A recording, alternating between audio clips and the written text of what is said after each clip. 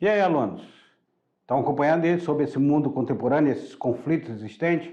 Vamos lá, na aula para vocês, porque nós vamos fazer a revisão na tela aí para vocês, coloquem aí na tela, que nós vamos fazer a revisão dessa aula, e nós estamos justamente na aula 47.2, falando sobre esse mundo contemporâneo, essa primeira parte que analisa esses conflitos. E nós começamos a falar sobre o conflito na Caxemira, que fica aí entre o Paquistão, a China e a Índia. Essa região aqui que ela tem uma indefinição de controle, não se torna um país independente e se torna uma região que ela é contestada por esses três países, cada um querendo o domínio de uma área. A Caxemira é um dos mais importantes conflitos da atualidade, diferenças étnicas e disputa pela divisão de fronteiras nacionais. Então, questões étnicas, porque lá nós temos os indianos, nós temos os islâmicos e nós temos população chinesa ali, tudo dentro da Caxemira. O Paquistão, é claro que ele quer que se torne todo islâmico, a Caxemira volte a estar sob domínio dele. Outra região vem sofrendo atentado terrorista por parte dos militantes muçulmanos e política de segurança opressiva do exército indiano. Então, a maior disputa aqui está entre a Índia e o Paquistão. A Índia também questiona da China, uma região que a China tomou para si. Isso é o conflito na Caxemira. Outro conflito está dentro da questão da Coreia do Norte e Coreia do Sul. A Coreia do Sul com Moon Jae-in, que é o presidente lá da Coreia do Sul, e a Coreia do Norte com Kim Jong-un, que é o grande ditador da Coreia do Norte aqui. E o Kim Jong-un, ele, se vocês olharem essa questão de ele ser considerado um deus vivo, é muito difícil de ser tirado do poder. O povo mataria e morreria por ele, com certeza. Em 27 de julho de 53, o armistício de Panmunjom, a paz foi estabelecida, haja vista que o acordo manteve a fronteira de 1948, então dividindo a Coreia do Norte e a Coreia do Sul. Grandes diferenças econômicas e sociais refletem no desenvolvimento de cada um desses países. A Coreia do Sul, por sua vez, representa um grande desenvolvimento econômico, porque faz parte do Tigre Asiático, e fazer parte do Tigre Asiático, ela consegue ter uma estrutura capital muito maior do que a Coreia do Norte. Grande produtora de tecnologia também. Várias tecnologias são produzidas dentro da Coreia. E aí o Tibete. Em 1913, aí, liderada pelo 13º Dalai Lama, expulsaram todos os representantes e todas as tropas chinesas. A independência não foi aceita pelo governo da China. A China não reconhece o Tibete como um país independente, nem recebeu o reconhecimento da diplomacia internacional. Então, por que o Tibete não é um país? Ponto número 1, a China não reconhece. Ponto número 2, a diplomacia internacional não reconhece o Tibete como um país independente. Aí eu falei sobre a figura de vocês do Dalai Lama. Hoje, isso aqui é o 14º Dalai Lama. O Dalai Lama fugiu para a Índia e lá mesmo instalou um governo do Tibete no exílio. Até hoje nós temos Tibete no exílio. E é ele que já, em 1989, ele recebeu o Prêmio Nobel da Paz por defender essa questão pela paz com a China. E ele é o grande representante tibetano. Então, foi mais ou menos esses os conflitos que nós vimos dentro dessa nossa aula, para vocês entenderem como é que se dá esse processo de conflito que define fronteiras e define autonomia de nações até hoje. Daqui a pouquinho eu volto com vocês na atividade. Até lá.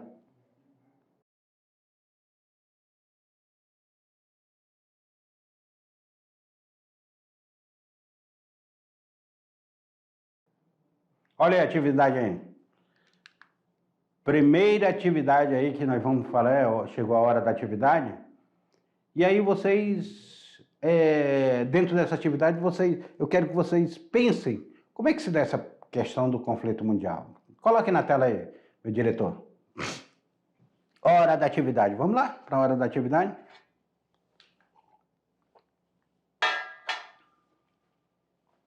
A primeira questão, ela começa assim, ó. Em 1951, o 14º Dalai Lama e seu governo assinaram o Acordo de 17 pontos. Em 1959, juntamente com um grupo de líderes tibetanos e seus seguidores, Dalai Lama tomou a seguinte medida que foi: fugir para a Índia e lá mesmo instalou o governo do Tibete no exílio? Será que é isso? Enfrentar o poderoso exército chinês e implantar uma república no Tibete? Criar um país independente e teocrático? Rendeu-se aos chineses que dominou definitivamente a região? Ou buscou a paz interior e abandonou a luta pela libertação? Será que ele fez igual o Kung Fu Panda? Buscou a paz interior? Foi isso? E aí, o que vocês acham?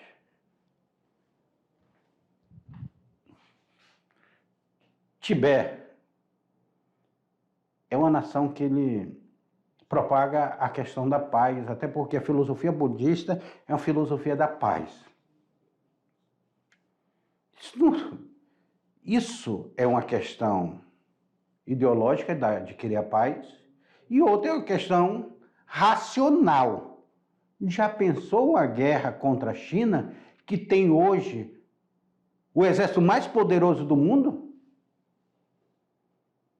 Já pensou? O maior número, o maior investimento no exército, tudo estão lá pela China? E aí, o que vocês acham? Vocês acham que o Tibete iria entrar em confronto com a China? É por isso que eles tentam aquele negócio de política da povo dizendo: fica aí, não se mexa, que eu não me mexo daqui. O Tibete hoje ele tenta defender essa questão da sua independência, eles buscam a independência, mas uma independência que não cause conflito com a questão chinesa. Até porque eles não querem que os chineses fiquem chateados com eles e causem uma guerra, que seria complicado, né? Uma guerra muito complicada. Então essa questão aí ficou, o que ele fez? O que o Dalai Lama faz? O 14º Dalai Lama, que é o que está hoje, o atual, hoje é o 14º Dalai Lama. E lembra que nós falamos o que é um Dalai Lama? É a reencarnação dos Dalai Lamas, um vai reencarnando, que vem dentro da filosofia do budismo criado por Siddhartha. Dalai Lama. Na tela para vocês. Então, a resposta correta é justamente a letra A. Ele foge para a Índia e de lá instalou o governo do Tibete no exílio. Dalai Lama. A segunda, o que fala a segunda? A segunda parece que é mamão com açúcar, não é não? Segunda, ela vem assim como mamão com açúcar. O professor Lodismar colocou ela aí só para ficar tranquilo para vocês. Representa um dos mais importantes conflitos da atualidade, que envolve diferenças étnicas e disputa pela divisão das fronteiras nacionais. Até 1947, esteve sob domínio do Marajá Hari Singh Bahadur. Foi dividida entre a Índia, o Paquistão e a China. Pessoal, primeiramente, Marajá é o líder islâmico, tá? Um líder islâmico, quando eles fazem uma teocracia, que é um governo liderado pela figura religiosa, por líder religioso. O catolicismo tem uma teocracia chamada Vaticano. O Vaticano é uma teocracia. Nós temos um governo onde o líder maior desse governo é o Papa. Ali é uma teocracia. E aí, no mundo islâmico, nós temos aí a figura dos marajás. E eles fazem essa teocracia. E essa região que nós vamos falar agora, ela teve até 1947 liderada por uma teocracia do Hari Singh Bahadur, que era marajá daquela região. Foi dividida entre a Índia, o Paquistão e a China. Segunda Guerra Mundial, termina a Segunda Guerra Mundial, há grandes divisões pelo mundo, cada um querendo um pedaço para si. Então, nós estamos falando de Ladakh, Caxemira, Jammu, Batisan ou Gingit. De que nós estamos falando aqui? Com certeza esse país que vocês já tinham ouvido falar. Não, já, não? Como? Não tinham ouvido falar não nessa região da Caxemira? Ah, era questão muito de os jornais colocavam conflito na Caxemira, atentado na Caxemira, tinha muito isso daí. Agora, recentemente, quase não tem aparecido. Mas de um tempo atrás, aparecia muito dentro dos jornais. É por isso que eu aconselho vocês que estão se preparando para fazer o Enem, assistam jornais, leiam revista, pesquise sites de notícia. Hoje nós temos vários sites de notícia. É bom nós pegarmos vários sites de notícia para vocês terem uma ideia do mundo. O que está acontecendo no mundo? O que está acontecendo na geopolítica? Quanto mais vocês leem livros, tem um livro do Eric Hobsbawm muito bom para entender o século XX, que é a Era dos Extremos, excelente para você entender o século XX.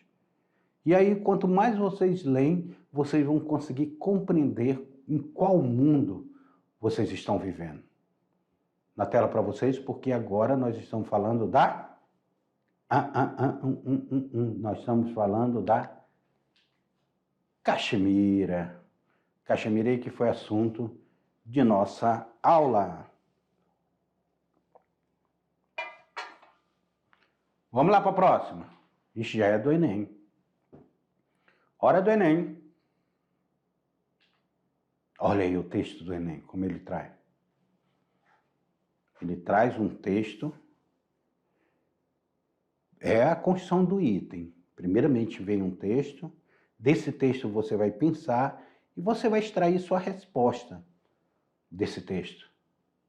A Coreia do Norte tem causado preocupação ao mundo inteiro devido aos testes nucleares que foram realizados no Mar do Japão. O teste nuclear norte-coreano, em 2016, que a Coreia afirmou ter sido um teste bem sucedido de uma bomba de hidrogênio. Bomba de hidrogênio é bomba atômica, tá, gente? Foi o quarto experimento do tipo no país, sendo realizado no dia 6 de janeiro, por volta das 11h30 locais.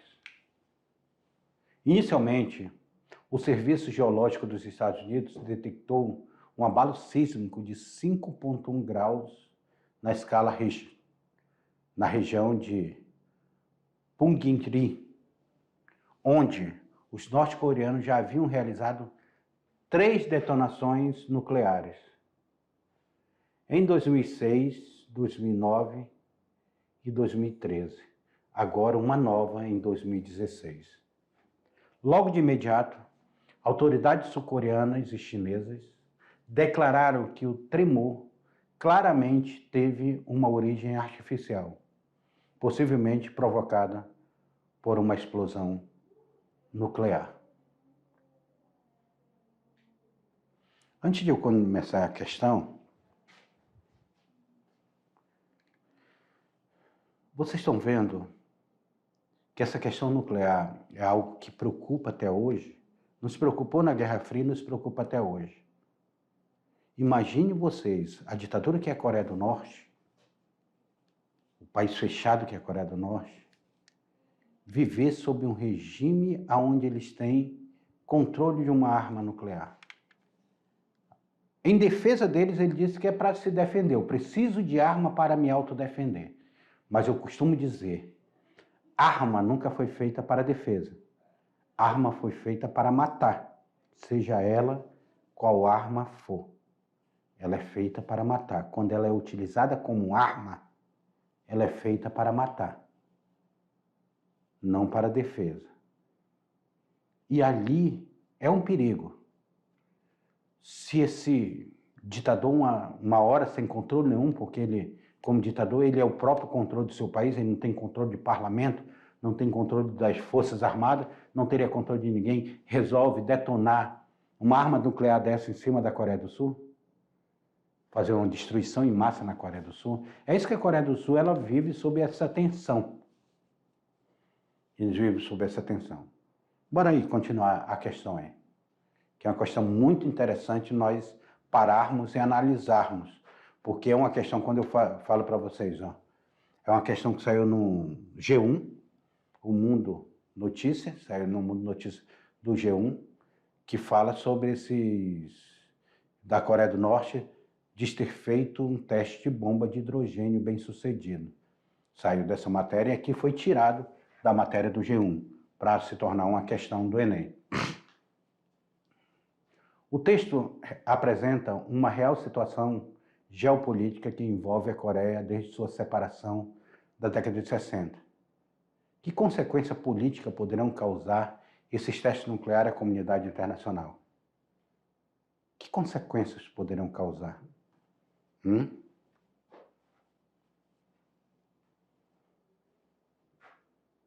Aumentaria o clima de tensão na região e a efetivação de embargos econômicos na Coreia do Sul? O teste põe em risco países europeus e afetará profundamente os Estados Unidos devido ao alcance dos mísseis? O teste nuclear representa um grande risco, gerando clima de tensão na região e uma autoafirmação do poder da Coreia do Norte devido aos embargos econômicos e ao isolamento político? A Coreia do Norte não oferece risco com seus testes, pois está buscando estreitar relações dos países asiáticos com os Estados Unidos? Ou a Coreia do Sul não se ressente tanto assim do teste, mesmo sendo vizinha da Coreia do Norte, por não acreditar que poderia ser atacada pelos Norte a qualquer momento? E aí? Letra A, B, C, D ou E.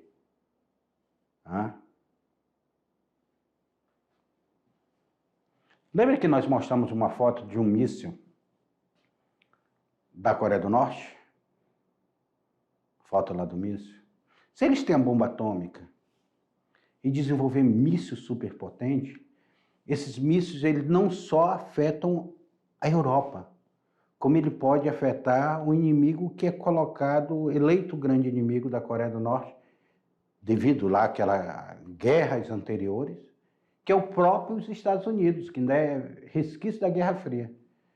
A Coreia do Norte ela teria potência, então, de colocar um míssil e jogar uma bomba atômica dentro dos Estados Unidos. Se um avião entrou e derrubou as Torres Gêmeas, imagine um míssil. Será que a bateria antiaérea dos Estados Unidos iria conseguir a tempo evitar um acidente desse? Essa é a questão. E os Estados Unidos ele não gosta de se sentir ameaçado. Então a questão correta daí é a letra, na tela para vocês, é justamente a letra B.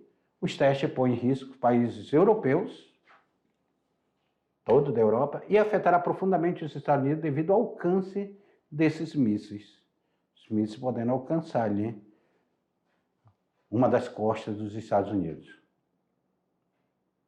O confronto armado na região da Cáucaso são resultado de anos de disputa e desentendimento que ultrapassam a própria Eurásia. Assinale a única alternativa que representa a explicação incorreta sobre os conflitos na região. É a região do Cáucaso, que nós iremos ver mais na próxima aula, mas eu já coloco vocês aí para pesquisarem e estudarem sobre essa região do Cáucaso. O que é esse conflito no Cáucaso? Aonde é que está o Cáucaso? Que fica ali entre a Turquia, a Armênia, Azerbaijão, a própria Rússia, mais uma vez uma região chamada do Cáucaso. Nós temos aí, o que vocês pesquisaram? Qual é a resposta correta? Tá. Sempre a União Europeia. Como era uma pesquisa para vocês, a resposta correta justamente é a letra C. A participação do país da região do Cáucaso na União Europeia contraria o interesse do governo russo, que não mede esforço em convencer esses países a fazer parte da Organização de Xangai de Cooperação. Tá? Então, esse negócio aí, tanto é que nós estamos tendo uma guerra devido a essa participação aí na OTAN também, desses países. Meus queridos alunos, chegamos ao fim da nossa aula, mas espero vocês na nossa próxima aula, que vamos continuar falando de conflito. Até lá!